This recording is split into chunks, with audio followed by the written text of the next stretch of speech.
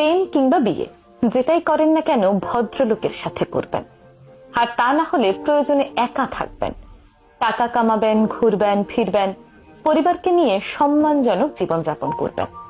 যারা কথায় কথায় মতের অমিল হলে অসম্মানজনক কথা বলে, গালি দিয়ে কথা বলে, ওটাই তার চরিত্র। এই মানুষগুলো ভীষণ ভয়ানক।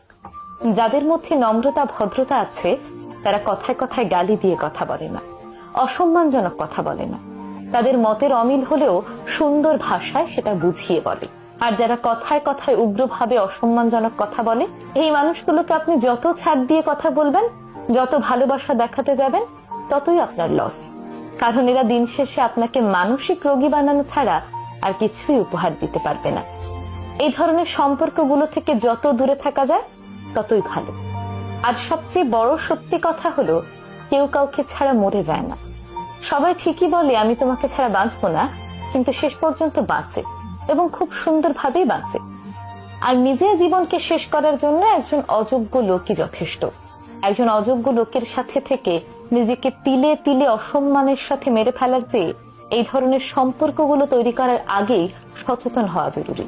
সত্যি বলতে একজন সাপোর্টিভ জীবনসঙ্গী পাওয়া ভীষণ ভাগ্যের ব্যাপার। যারা নম্র, ভদ্র, সাপোর্টিভ, তারা সবসময় অন্যের সাথে ভালোভাবে কথা বলে এবং অন্যের জীবনকে তাদের নিজের নিয়ন্ত্রণে আনার চেষ্টা কখনোই করে না। আমার আপনার পাশে এমন অনেক মানুষ আছে যারা জীবনে হয়তো অনেক ভালো কিছু করতে পারত, ভীষণ মেধাবী ছিল, কিন্তু একজন ভুল জীবন সঙ্গী নির্ধারণ করার কারণে তাদের পুরো জীবনটাই ব্যর্থ হয়ে গিয়েছে। তাদের জীবনের শখ, আহ্লাদ, ইচ্ছে সবকিছু ধূলিসাৎ হয়ে গিয়েছে শুধুমাত্র একজন ভুল জীবন সঙ্গী নির্বাচন করার কারণে। সবচেয়ে বড় কথা হলো, সবার আগে নিজেকে ভালোবাসতে হবে। আপনি যখন নিজেকে ভালোবাসতে পারবেন, তখন অন্যের করা অসম্মান আপনি কখনোই মেনে নেবেন না। যখন অন্য সবাই দেখবে আপনি নিজেকে কতটা ভালোবাসেন, তখন তারাও আপনাকে অসম্মান করার আগে দুইবার চিন্তা করবে।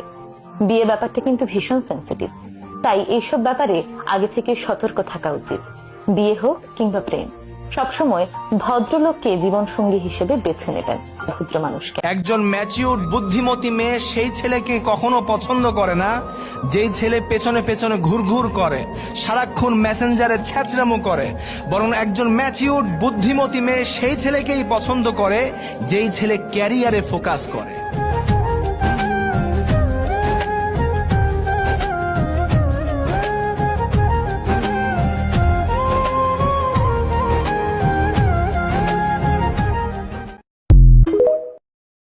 দুটি গুরুত্বপূর্ণ প্রশ্ন এসেছে। অনেক যুবকদের দেখা যায় 5 ওয়াক্ত নামাজ পড়ে, আবার বেগানা নারীর সঙ্গে হারাম রিলেশনে লিপ্ত থাকে।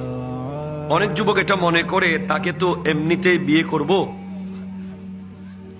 তাহলে প্রেম করলে সমস্যা কোথায়?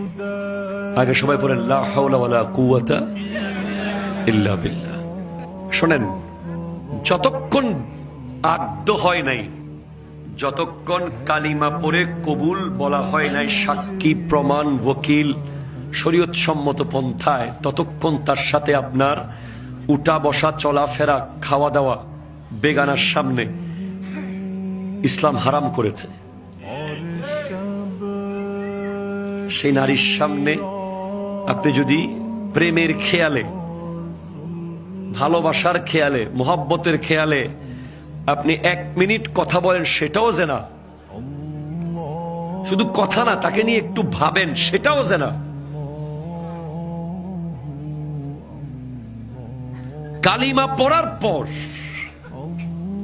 কবুল বলার পর কথা বলেন, সওয়াব। তাকিয়ে থাকেন, সওয়াব। খাওয়াইয়া দেন, সওয়াব। নিজে তার থেকে একটু খেয়ে নেন, সওয়াব। তার মাথার চুল আশ্রে দেন, সওয়াব।